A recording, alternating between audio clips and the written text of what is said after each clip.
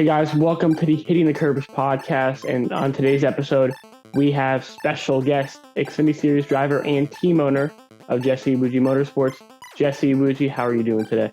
Doing pretty good. Thank you for having me on the show. No problem. So, my first question is, how'd you get into racing? You played football for Navy in the military, and both your brothers played football as well. So, what made you want to get into motorsports? Were you a fan growing up? How'd you get into it? And I've always been interested in cars and racing ever since I was a little kid. When I was 5 years old, I used to watch the show Knight Rider, old show from way back in the day. And I think I was watching reruns at that point. And always liked it. Always had this passion for cars and racing, but really couldn't do it when I was a kid because we didn't have that kind of money to pay for go-karts and all that kind of stuff. So naturally, because I was from Texas, I gravitated towards football. So I started grinding to get better and better at football, so I could eventually make it to college and play college football. Like I set that goal to become a college football player. And throughout the years, got better and better and better. When I first started, I wasn't good at all. It took me a while. It took me about 3 years to start getting better, and then slowly got better and better and better. Eventually, by my senior year in high school, I finally was good enough to start getting recruited by some schools, and one of those schools was the Naval Academy. So I looked at it as a really good opportunity to go to a great school, play football, and graduate and become an officer in the Navy. So I went to the Naval Academy. Played football there all 4 years, graduated in 2010, became an officer in the Navy. And once I became an officer, obviously football was done. I wasn't playing anymore. So I was like, okay, what's that next really fun, exciting thing I can do that's sporty? I wasn't going to keep putting my body on the line with football anymore. So I was like, what's next? And I was like, I like cars. I like racing. I think it's cool. Why not try to get into that? So I started doing these track days with my personal cars. I had a Challenger at the time that I was drag racing with. I had a C6 Z06 Corvette, which I actually still have today. I used to take it to road course track days. I just did all these, track days and stuff. And then after doing all that for a few years, one day I just made the decision that I wanted to take it to the next level and become a pro driver. So I started having to figure out what it took to do that. I figured out quickly that it costs money. You got to learn how to drive race cars. You have to network so you can be and become marketable. You got to be able to work with different brands. You got to be very business savvy. Connect all these different dots to become a driver and stay a driver. So I started learning all those different things and doing what I could. I knew that I had a steep learning curve, that I'd be going against people who had been driving way longer than me. So obviously I wasn't going to be as good as them, but I was like, hey, it's my goal, it's my dream. My goal is to get in there, run, and just make it up as high as possible, right? Now we're at the NASCAR Xfinity Series level. I co-own the team with Emmett Smith and two other owners.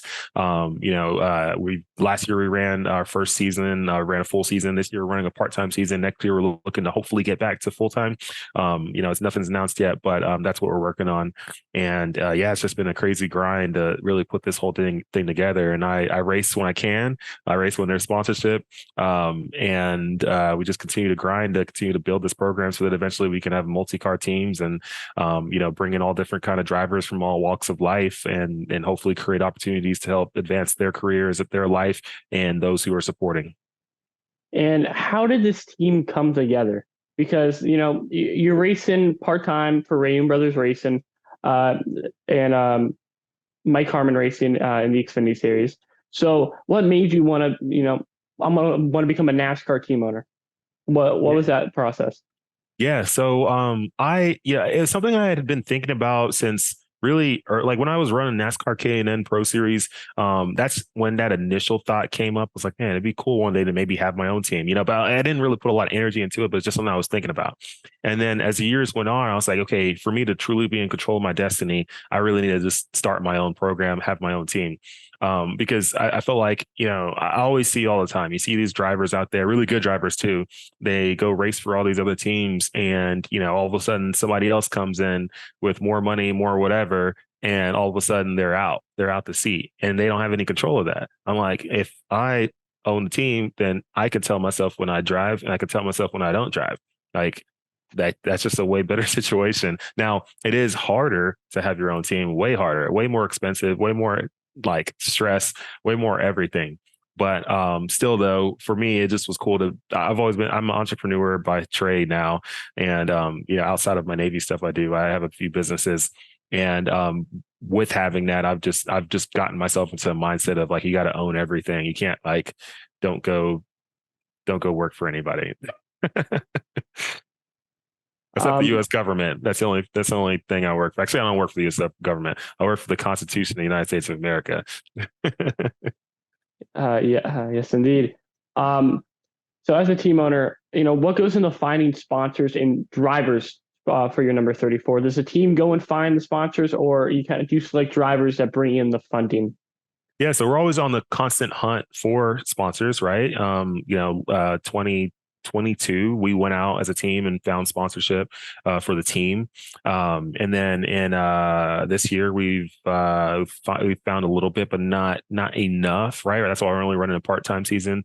Um, Drivers that so far we've had one other driver drive with us this season, Andre Castro. He was able to bring his own sponsorship, so that's what was able to make that happen right there. And University of Chicago was on board with him, which was great. And yeah, it's been interesting. Continue to like fight that whole sponsored journey and the hunt, everything. It is a daily battle. You're always trying to look for, okay, where's the next place? Where's the next brand that we can connect with? And you don't ever want to like you don't want to ever take and not give, right? Like if you're going to go connect with a brand to get sponsorship and stuff, it's not just them handing you money. Like you got to be able to provide them some sort of value to whatever they think is their value, the value that they want. Like you got to be able to provide that. So that's what we do. We connect with brands. We're like, hey, what do you want? Okay, let's see what we can do to provide that. And then here's what we're going to do. Sorry, this is what you can do to help us so that we can get to the track. And on Twitter before the Chicago Street Course race happened, you showed how a bare chassis 8 days before the race, and you turned that around to go to Chicago with a driver who's never driven in the Xfinity Series. How did that process go in just a little bit over a week to get ready to go on the racetrack? Yeah, basically, I just did my sorcery and magic and was like, no, I was kidding. No, it was God. Like honestly, God was with all of us to help make everything align. Because if one thing was out of place throughout that tight window schedule, then it was all going to be screwed up. And it's not that we just didn't want to start working on the car until 8 days before. We actually started working on this deal. We've been working on this deal for months, but like as far as timing on like when everything was going to align the way it was supposed to align, like we couldn't even get started on work, like truly actually building the car until it was about 10 days, I think 10 days before the race or something like that. So we didn't want it to be like that. It's just how it ended up working out, because at the end of the day, like all the different folks, we got to have stuff done, whether it's getting body panels, hanging the body, working on the chassis, getting your brakes, getting this, getting that, all these different things. None of that's like waiting on us. It's not like it's just sitting right there and it's like, oh, boom, here it goes. And you just start working. Like some things we had to wait on. So that's what delayed us so that we couldn't even start building this car until a certain date. So yeah, it definitely was stressful, but a lot of long hours. Team came together. Team did an amazing job. All I did and my other fellow co-owners was just do what we could, and our managers too, do what we could to just provide everything possible that we could, at least that's within our power, so that the team had what they needed to go put this car together. And they did. They got everything together. We put together a really beautiful car, solid car. Went out there and with a driver that's never ran in any stock car series ever in the U.S. goes in there, a kid basically, and he's like 20 something years old, goes in and qualifies in, and not like by the hair of his chin. I mean, he could have easily, if like we had him go out and do like 2 or 3 laps or so in qualifying, and once we knew we were comfortably in, we just said pull back in. He could have easily picked up another 3, 4, 5 more spots easily, or more. We just didn't want to risk it. We're like, we're in. There's no point in going and picking up a few more spots for what? Like if something bad happens, then we're not going to race. So, so we were happy. But yeah, I know it was a solid day, and driver wouldn't have been able to do what he did without a good car. And even with a good car, you got to have good drivers so they can put it in the show. So we put it all together, and it was good. And that car was just beautiful on the racetrack. The scheme was one of my favorites. Whoever the designer is over there, yeah, you got to give him promotion. That's all I'm saying. Yeah. But um, so your first ever race for ARCA was at Evergreen Speedway. Just walk me through kind of any emotions. Were you starstruck looking up in the stand, just seeing race cars all around? What was your mindset? Yeah, my first, yeah, that was back when it was NASCAR Kane and West. So, when I start, I wasn't really starstruck. I've never been a starstruck type person, because I remember I played college football. So, and even in high school, we were like a top team. So I've always been in the limelight. I've always been on TV, always been on, newspapers, magazines, whatever. I've always been in the light. So starstruck that never get me. But it is cool seeing, like, again, it is cool when you get to a point where you start jumping to a level of a sport where you start competing against people you've been watching prior to that. So it is always cool to be like, oh, I've watched you on TV for the last year or two or three, and now I'm actually about to compete against you. Like, so that was cool. But no, my first now it's ARCA West. ARCA West race was terrible. It was raining, so it had rained. And then and the surface there at Evergreen Speedway isn't like the best. It was really old and worn.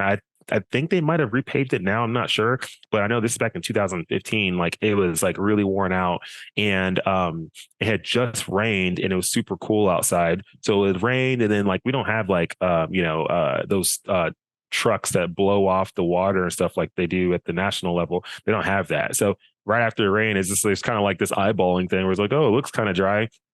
And we went out there, and me and one other person got into the wall too, I believe, and some other people got real close to it. But yeah, like, it just literally, I went into turn one, and the whole, I mean, I was just on ice, and that was it. Ended up in the wall. I'm like, I didn't even I wasn't even going fast. I was literally just on my warm up laps. I got out there, did a quick out lap. The car wasn't really feeling great because it was like the tires were cold and the surface was cold, and it was still a little wet, damp. And then, yeah, I tried to get back around again. And once again, I was like, I knew I couldn't go wide open into it because you couldn't even get enough grip to do it. And then I'm just kind of slowly going in turn one, and just keeps going and going and going. And next, end up in a wall. I'm like, what the heck? So that ended my day pretty quick. And then, yeah, but it was still a cool experience to finally be there, though. But then things got better after that. Like, I went, the next year when I started running more full time, I think I ended up finishing 10th in points in ARCA West, NASCAR K&N Pro Series West. So I finished 10th that year in points. So for me, that was pretty big to be able to go out there. And I think we steadily, for the most part, all year had, usually 10, or sorry, not 10, I'm sorry, 20 to 25 competitors racing. Some races more. There's some races we ran that had like almost 30 people. So it was cool. It was fun. And how did you make that transition from just making a few starts to then sometimes you would have three races in a row where you had Portland and then right after Sonoma. So how'd you kind of take on more races throughout the schedule? Did you prepare any differently? Was it similar to how you prepared during college football mentally? You talking about Xfinity last year? No, your first full-time season for ARCA. How'd you make that Oh, transition from only a few starts? yeah. Oh, gotcha. One, I had to find the money, right? So luckily, I had started a business back then that was making enough money to cover my cost in racing at that time. So that was number one. And then two, yeah, running full time that year, I think it was like 13 races or so. So it's not like, Xfinity where it's like 30 something races. 13 races are pretty spread out, where it's like one every 2 to 3 weeks or so. So which is nice. It gives you time to kind of have a little break in between the races, and also save up some money in between some of the races. But no, it was cool. It was really cool. Preparing for, yeah, I took the college football approach. I was always, because it was so new to me, I was having to watch a lot of film on prior races. So every track I went to, it's not like you could jump on iRacing and test up those tracks. Like, at least for the national level, all the national level tracks are on iRacing. So you can always train on there. Whereas, like, when you're running ARCA West, like, all those tracks, you go to places like Meridian Speedway, or even Evergreen Speedway, or basically every track except like two or three. All of them are not on iRacing. So there was no ability to train for it prior, unless you went and ran like late model races at those tracks, which the people who had the kind of money to do that would go do that. I didn't. I just had enough money to race that, and that was it. So yeah, it was tough. It was tough. Going every place was just brand new to me. And after a while, I started getting more used to it. And it's so funny. I look back on it now. I could easily do that right now because as far as like get comfortable real quick there, because the tracks they're fairly similar. Sizes range from quarter mile oval to half mile ovals, but for the most part, they're all just short tracks, right? You just run them like a short track. So now I'd be fine. But back then it was just all new to me. So I was like, every time I was like, man, this is it was always nerve wracking. And your first ever start in the first three series was with Rayon Brothers Racing at Mosport in Canada. Yeah, yeah, uh-huh. So how did a deal come about with Rayon Brothers Racing? And not a lot of drivers get to experience racing in a different country. So what was that like as well? Yeah, it was a different country, and I don't remember a lot about anything prior to that. Like as far as like right before, because I think I got there like the day before the race, and then I flew out like the night after the race, like that same night. So yeah, it felt like everything happened super super fast, but it was cool. I did not get any practice. My for some reason we had some weird issue with the truck, and I had no practice, and also qualifying was in the rain, and there was enough. I think like there was enough trucks where everybody made the field, so we didn't necessarily have to go qualify. So it was rain, and they didn't want to buy rain tires or whatever. So it was fine. It probably wouldn't have been a smart idea. Like if we're already in the race, it's my first race ever. Why go try to run in the rain qualifying? If anything happens, we didn't have a backup truck, so it's just smarter to not do it. Wait till the next day when it's dry and go run. So, anyways, like and during the race, it was my first like at speed laps around the track. So, luckily I had iRacing to learn the track prior, but man, it was interesting because you're running national level for the first time against a lot of really good drivers. Yeah, and ended up having fun, ended up having some good times. Kind of ran with a little group of, trucks that were in our price range and budget. We ran with those guys, actually ended up outrunning them. And yeah, it was fun. It was a good time. And outside of racing, all over your YouTube, we see you drag race, eighth mile, quarter miles, and we see you drift. What made Yeah. you want to do those two things as a hobby outside of already owning a team and racing on part time? Yeah, because it's way less expensive than real racing. Like going drifting doesn't cost much. I mean, I'm pretty good at tire management when I drift, so I'm not like I got to go buy 10 sets of tires or anything like that. I buy one extra set of rear tires, and my tires I buy, like the last set I think I just bought was total between the set was like $160 plus $40 mounting them, so $200 total. Then I go out and drift. Basically, I'm just my only cost is paying for my fuel and any food or drinks I bring. That's about it. So it's actually very inexpensive, and if you can spend a whole day drifting and you barely spend any money versus you going NASCAR racing, it's like $100,000 for like one day.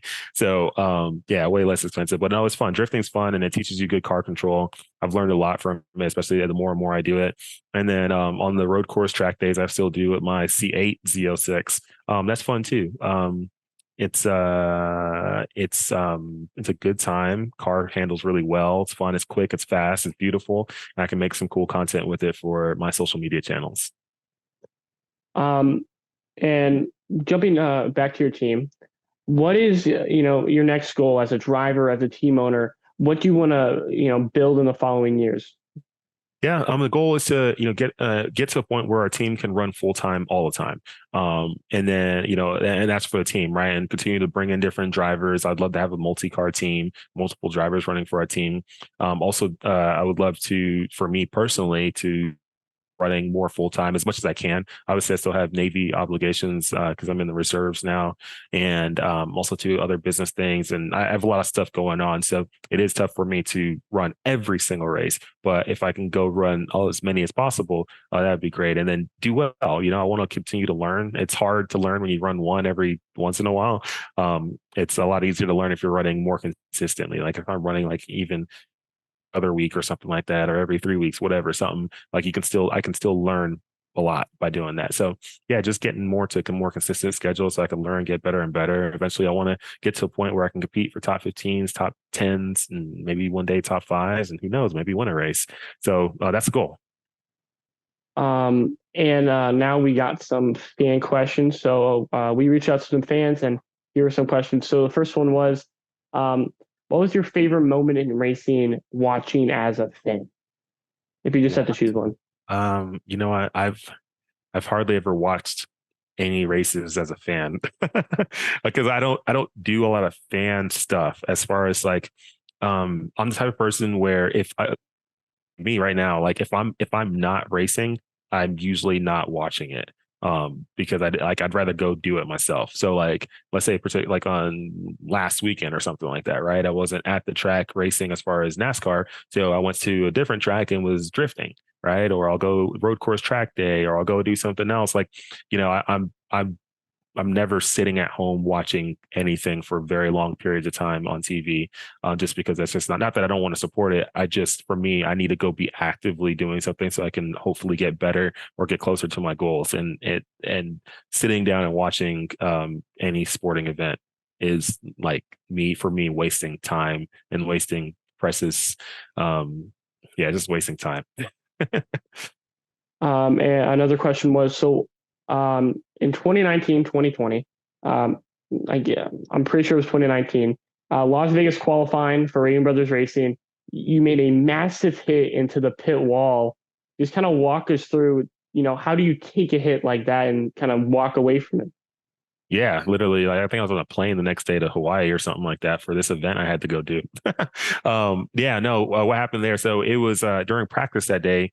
It was cooler outside. It was about 70s or so, mid 70s. And it was nice and cool. There's a little bit more shade on the track. So the truck had like really decent grip, right? No issues.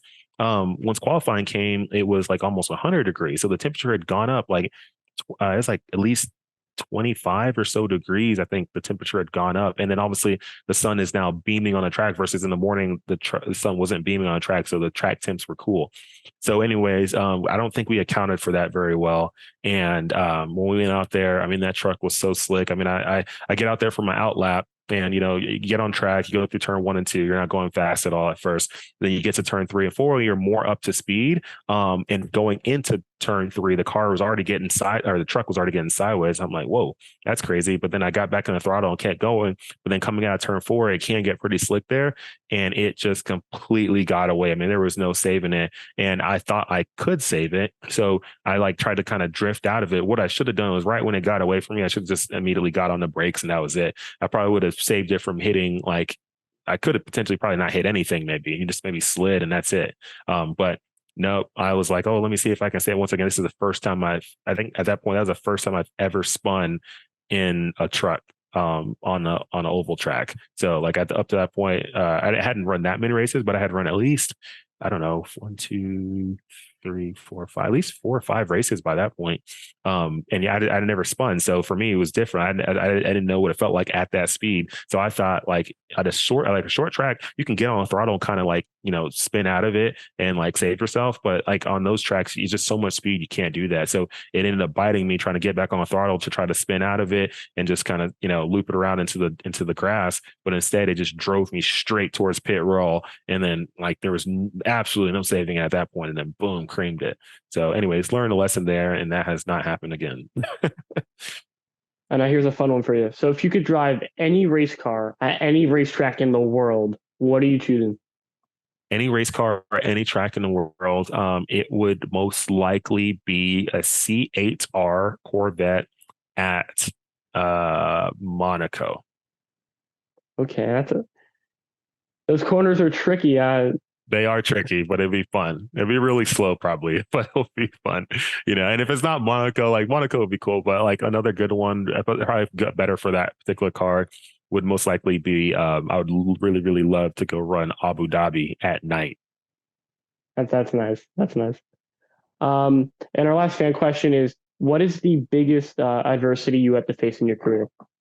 Biggest adversity really has been just fighting against not having the right funding to get to the next step in business or the next step in racing. That's like one of the biggest things, and having to fight that hurdle, especially when sometimes that hurdle, you got a short period of time to get it figured out. that has been the biggest thing. But have massive faith, and always believe that God will provide as long as I continue to believe and continue to push forward, and have just massive faith and put a lot of action towards it. So I'm not sure if you can say it, but do you have any more or any future plans on the racetrack for the rest of the season, 2024 season, for yourself driving for your team, or any other starts you guys are planning to make this season? Not sure. Yeah. No, we're still planning on making some starts. I'm planning on making starts too. It's just nothing's like fully solidified yet. Yeah, we're gonna race. We will be in multiple races the rest of this year, and next year hopefully a lot more than that. So yeah, we're working on it right now. How many exactly? Not sure. It could be one more race, could be two, could be 10. I don't know, but we'll find it. We'll figure it out. So when they come, we announce it when they come, and that's it. That's really all I can really say. We cannot wait to see you more on the racetrack. And the final question we ask all of our guests is to guess who you think is going to win the Cup Series race for the following week. So this week at Pocono, if you had to choose one Cup Series driver to take it home, who are you choosing? Corey LaJoie. Boom. Corey LaJoie. You went bold there. I like it. Yeah. Well, any reasoning behind your pick? He's cool. He's a cool guy. Like anytime anybody asks me that question, I always pick Corey. Nice. Well, thank you for joining us here today. Thank you guys for watching. Make sure to tune into our weekly podcast every Wednesday. And thank you, Jesse, for hopping on. Yeah, thanks for having me.